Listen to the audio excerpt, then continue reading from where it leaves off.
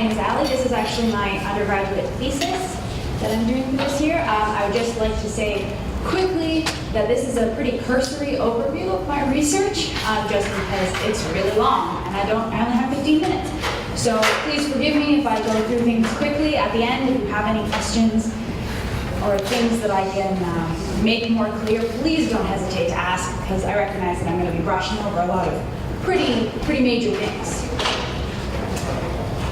So the Millennium Development Goals, created in 2000, are widely considered ineffectual, poorly managed, and the best international effort to alleviate poverty in history.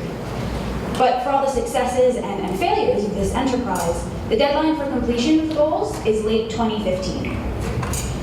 In an effort to continue the work started through the MDGs, the international community began talks in 2012 about the next development agenda, which will guide global development priorities from 2016 to 2030.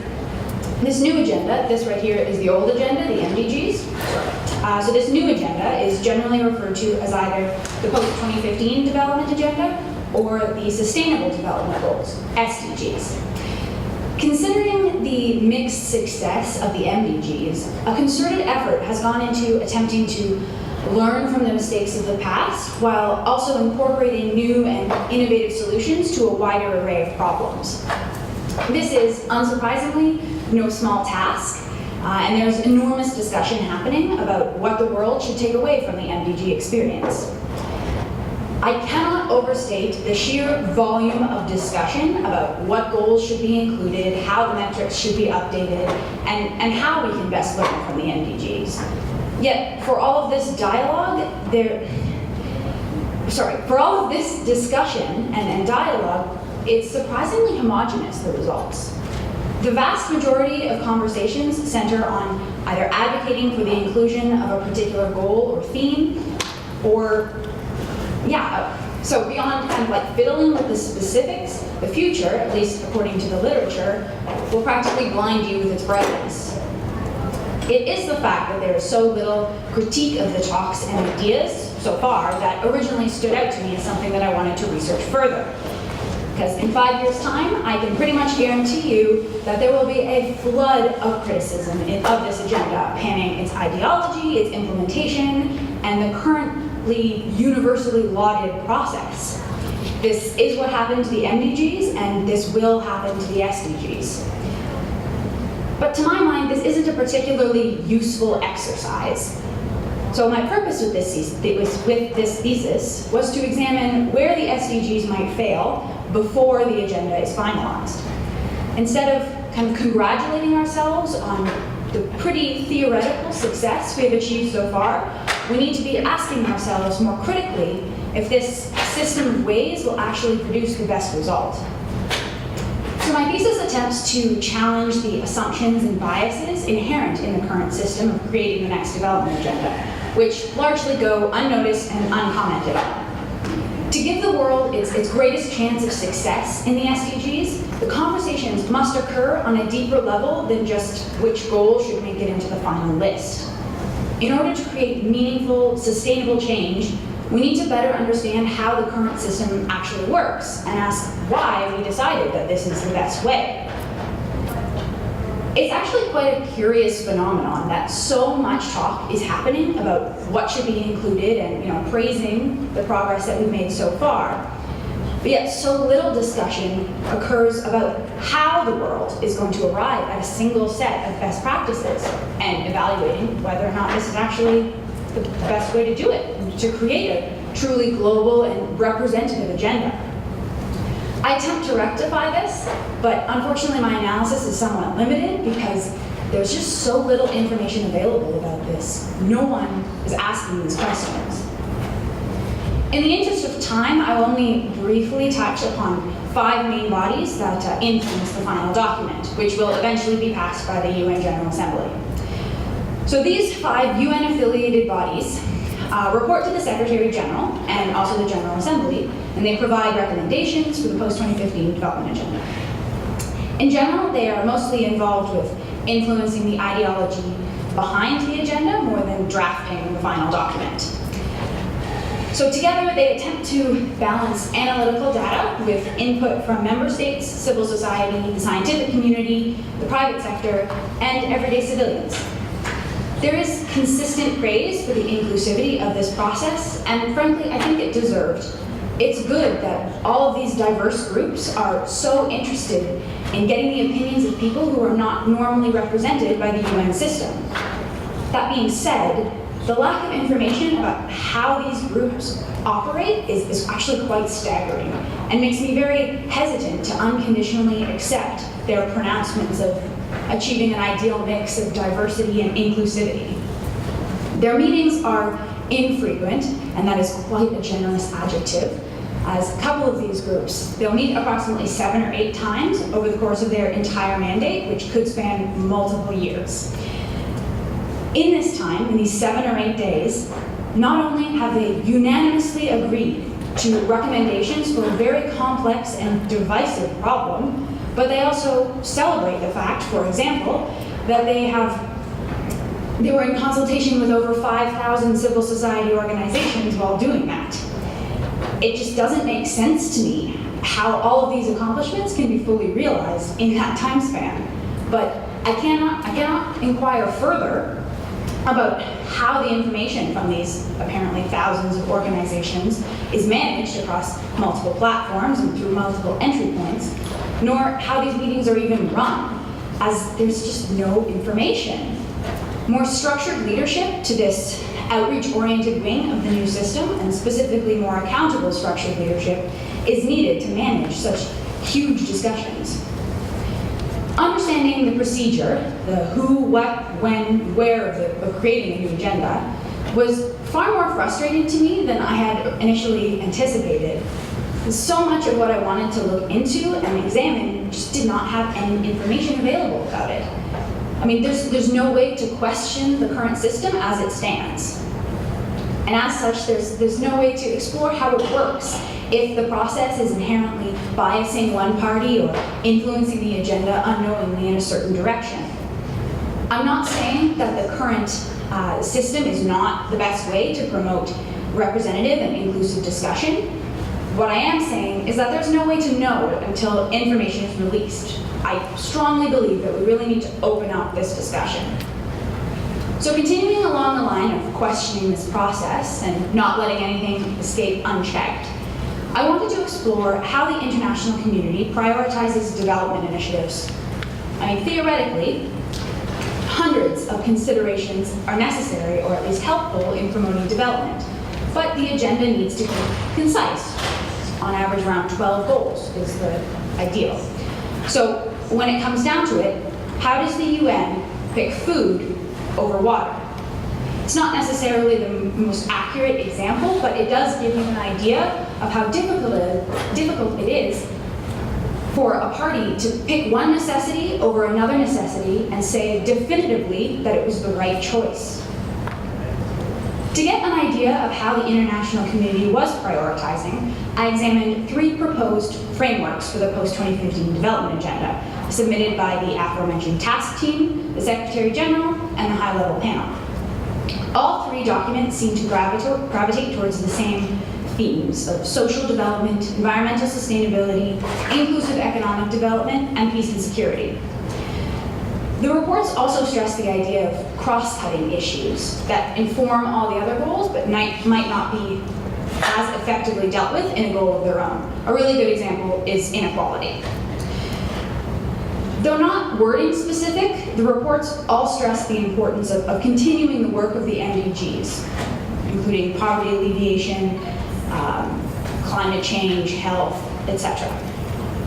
These seem to be good goals. I mean, who doesn't want these things? But I wanted to ask why these are the goals in particular and not other equally valid considerations that are seen as key to the development process. For example, there's a focus on creating jobs, but so little of that talk is talking about creating decent work by the ILO's definition. Because let's face it, if you make unsustainable and exploitative work, that's not going to help many people out of poverty. But yet this isn't really a consideration. So there are a multitude of interrelated factors that influence the proposition and acceptance of the goal. There's the clarity of the solution, as something with a clear answer is considered much more feasible and more worth the investment. The visibility of the consequences, the level of sacrifice required by donor countries, as I'm sure we can all imagine, giving some money is much easier than making unpopular systemic change domestically. The success of previous initiatives, again, seems like a better investment if you've had some success in the past. And the dual consideration of efficiency and appeal, which I'm going to refer to as perceived utility. All these things play into the creation of the goal, but ultimately it comes down to this perceived utility, helping the greatest number of people meaningfully. This is a flawed system, but like democracy, better than the alternatives. As long as we are aware that these assumptions are playing into development initiatives and the international community consents to it, this intuitive process of kind of for the greater good is our best option to proceed. The problem arises when there is a disconnect between the benefits of a goal and its level of appeal to the general populace. Sexiness, if you will, which is a very problematic way to conceptualize this problem, but it is nevertheless kind of indicative of the conversations, which is a huge problem, and I cannot talk about it now, but it is very interesting. Side note. So for example, in the MDGs, and kind of continuing into the SDGs, health goals have included special provisions for AIDS, tuberculosis, and malaria. The original reasoning behind this was that these were three of the deadliest pandemics that humanity had ever seen, and there was almost a moral imperative to lessen their effects. These diseases, specifically AIDS, hold great influence over the imagination of the general public, and mobilizing funds to fight these illnesses has been relatively easy. This is problematized when considering measles, childhood pneumonia, and diarrhea. Those diseases are actually the three biggest killers of children worldwide, yet they receive a disproportionately low share of both media coverage and financial resources. Diarrhea just doesn't capture the public's interest in the same way. And this is why we need to study these assumptions made in this so-called intuitive process in greater detail, as becoming complacent about our expectations of development is incredibly dangerous to their efficacy. The international community cannot think that a goal or an idea is inherently the best always, without regard to changing circumstances or changing needs. This conception of utility as the determining factor for success is an interesting idea that fits the general trajectory and progression of international development. But it's problematized greatly in this particular agenda now, the SDG agenda. Again, we are not going to create the perfect system. It doesn't exist. But to determine the best one, and the one that we ultimately want to use, we need to be aware of and accept the limitations of that system. In the proposed SDG agenda, there's much greater consideration of long-term global goals. I mean, the clearest example is, of course, climate change. In terms of utility, these goals should be a priority, as this global issue will eventually affect many more people than the poverty alleviation goals, but not for many years into the future. Yet, including these global goals in a limited agenda takes away a spot for other poverty alleviation measures that can help people now. I am incredibly uncomfortable with this idea. I firmly believe that climate change is one of the most important priorities of our era, but I have a hard time justifying letting someone starve or waste away from a preventable disease to stop the abstract suffering of some unborn person far into the future. But there's no discussion about this. Climate change has just been inserted into the new agenda, taking up the spot of a needed humanitarian goal, depending on how you view it, with no talk whatsoever about the morality or the ramifications of this choice. Without a frank conversation about this, frankly, we might also be disadvantaging ourselves further. Theoretically, splitting the agenda into 1/3 global goals and 2/3 short-term goals might be the worst way to go about it, considering how the climate goals are currently being conceptualized. If we're going to be perfectly honest, it is highly unlikely that in their current state they will be successful. But if the international community decided that climate change was the biggest priority and what we should focus on, then perhaps it would be more effective to devote our entire arsenal to fixing this problem. But this isn't happening. Instead, a very vague conception of stopping climate change with no discussion of the feasibility of the charge has been included, when perhaps instead it should be not, and created in a separate climate agenda or something like that, but there's no discussion about this. The problem is that this splits resources and distracts from further achieving either environmental sustainability or poverty alleviation. Having a split between long and short-term goals, it may be the best option we have, I don't know, but it's impossible to determine if nobody talks about it. Finally, I looked at the My World survey to get an idea of the general population's priorities. This on or offline survey gives recipients the chance to rank development priorities in order of importance to their own life, but participants can only choose 6 out of 16. I highly recommend Googling this, by the way, it's very interesting. Notably about this survey, every demographic group except the very high HDI countries put climate change as the last or second last priority out of all 16. This harkens back to the issue highlighted earlier. If this is supposed to be a representative agenda that reflects the priorities of the world, then why does climate change have such a prominent position in discussions?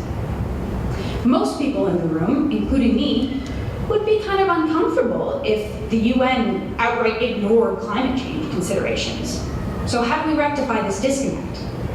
Ignoring the input of millions of people is more than a little paternalistic. I mean, are we not essentially saying, listen, I know this is important to you, but we, the elite, we know better. This is why I think that the need for open conversation about how priorities are chosen, it's absolutely imperative to creating a lasting and meaningful agenda for everyone. In sum, the current literature around the post-2015 development agenda is mountainous, but more often than not, meaningless. If we want to truly better the world and make a more robust international development system, we need to start having these conversations, challenging our assumptions, and asking why more often. Thank you.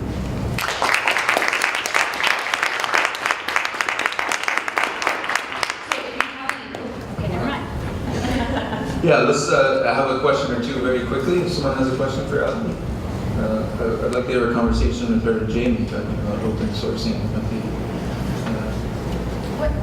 What's it that you ranked first?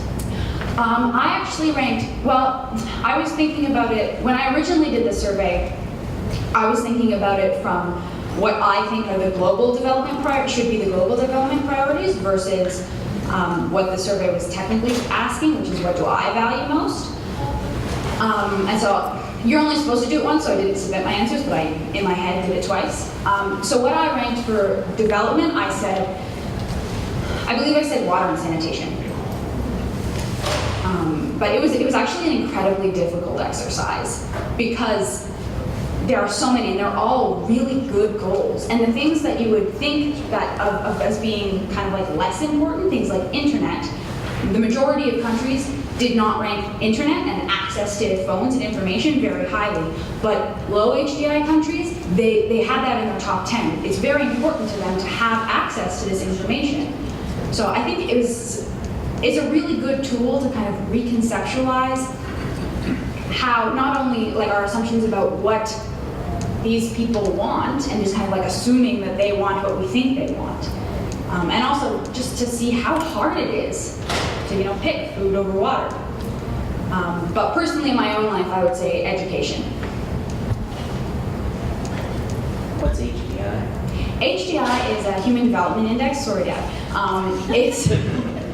It's a somewhat flawed system of measurement that the UN has to determine, because there's lots of problems with ideas of developed countries versus underdeveloped, and like what does that mean? So it's trying to be somewhat scientific about it, but it's an incredibly flawed system, but there isn't really a way that we have right now that is better. So I use that, because they use that as kind of accepting the limitations of that current system, but we don't currently have the backup one. So a very high HDI country is something like Canada, or the States, or England. Yeah. Any other questions? Okay. You think that there would be more solidarity in terms that of, you kind of have to do the last few presentations and also a new idea that instead of thinking of like, for now I guess we have different nations with different names just for ease of explanation of where you're from. But I think the more you do these kind of things, like, you know, you have some more denominations, like I'm Christian or I'm Muslim or I'm this or I'm that or I'm conservative or liberal. Do you think that with solidarity and aiming for higher values that everyone can relate to, you'll kind of empathize much easier with people through this kind of thinking?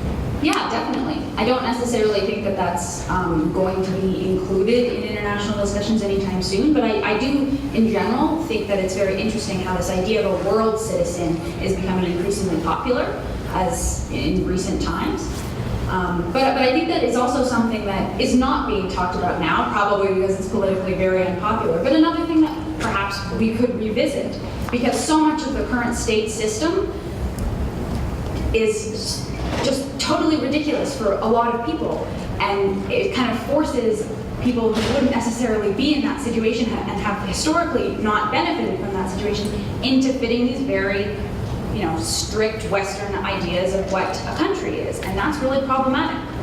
So I think that, you know, a frank discussion about kind of reconceptualizing these ideas is needed. I'm not confident that it will happen, but I think it's a good intellectual exercise, right? Okay, thank you very much.